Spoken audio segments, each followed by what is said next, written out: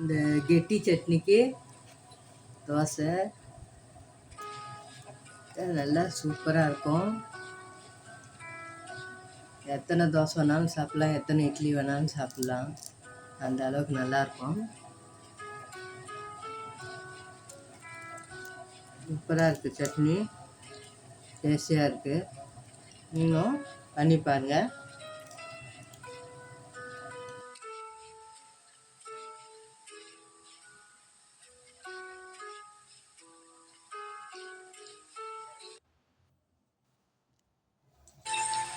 தேங்காய் பூண்டு சட்னி அரைக்க போகிறேன். இந்த சட்னி வந்து ரொம்ப டேஸ்டியாக இருக்கும். இதை வந்து நீங்கள் ட்ரை பண்ணி பாருங்கள். இதை அரைச்சிட்டு காட்டுறேன்.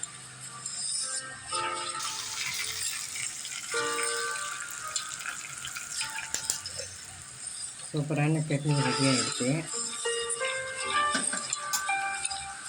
இது வந்து தேங்காய், வசக்கடலை, தேங்காய் ஒரு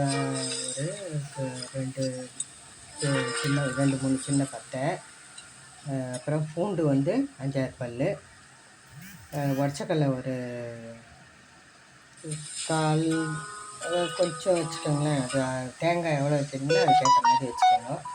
அப்புறம் கொத்தமல்லி, பச்சை மிளகாய் 2, புளி வந்து சின்ன துண்டு, சும்மா ஒரு பேஸ்ட் வந்து புளி சின்ன துண்டு வச்சுக்கணும். இதெல்லாம் அரைச்சிட்டு கடுகு கருவேப்பிலை தாளிச்சு வச்சு சூப்பரான சட்னி ரெடி ஆகிடுச்சு.